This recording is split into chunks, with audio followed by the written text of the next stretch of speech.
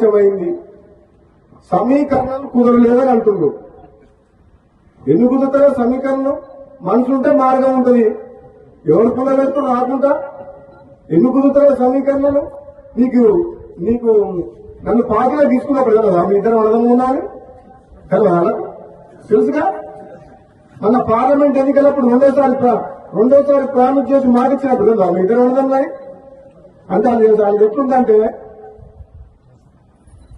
ఒడ్డు దాటినాక ఓడమల్లయా, పొడు దానిగా బోడమల్లయా అన్నట్టుంది. ఇప్పుడు సమీకరణం కుదురుతలేమని మన బట్టి విక్రమార్క గారు అంటుంది. ఏం కుదురుతలేవు? 9 మంది ఎమ్మెల్యేలు ఉన్న ఖమ్మం జిల్లాలో 3 మంత్రులు ఉన్నారు. ఎంతమంది ఉన్నారు? 11 మంది ఎమ్మెల్యేలు ఉన్నా నల్గొండకు 3 ఉన్నారు. తప్ప మహబూబ్ గారికి ముఖ్యమంత్రి ఇచ్చినాం కదా మనం.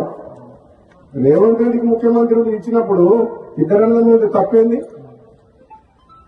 ఇదే నమ్మడం లేవాలని తక్కువ ఇద్దరికిద్దరే గంటలనే ఇద్దరం. నేనేమంటున్నా, పదవి ఎవరికి ఎప్పుడు ఇవ్వాలని కాంగ్రెస్ పార్టీ అధిష్టానం నిర్ణయం తీసుకుంటుంది. ఆలస్యమైనా సరే నేను ఓపిక పడుతున్నా.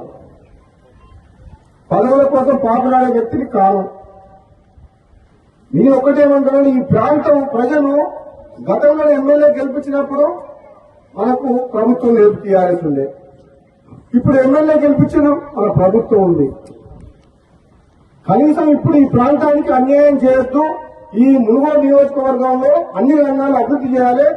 నిజంగా నేను పార్లమెంట్ సభ్యులుగా పనిచేసిన 7 నియోజకవర్గాల్లో, ఎమ్మెల్సీగా పనిచేసిన నల్గొండ జిల్లా మొత్తానికి.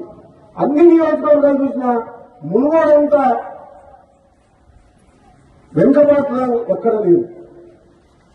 మునుగోడ రోడ్లు లేవు, ప్రభుత్వ బడులు లేవు, ప్రభుత్వ ఆసుపత్రులు లేవు, కరెంటు సమస్యలు ఉన్నాయి. ఎన్ని రకాల మునుగోడ మన సాగునీరు కాలువలు ఉన్నాయా? మరి మిర్యాలగూడ, హుజూర్ నగర్, కోదాడ, నాగార్జున సాగర్ ఎట్లున్నాయి కాలువల వాళ్ళకు? అదే మనం గిండి లిఫ్ట్ ఇరిగేషన్ కోసం ఎన్నో ఏళ్ళ నుంచి కొట్లాడుతున్నాం. కమ్యూనిస్టులు కూడా పాదయాత్ర చేసి పోరాటం చేసిండ్రు.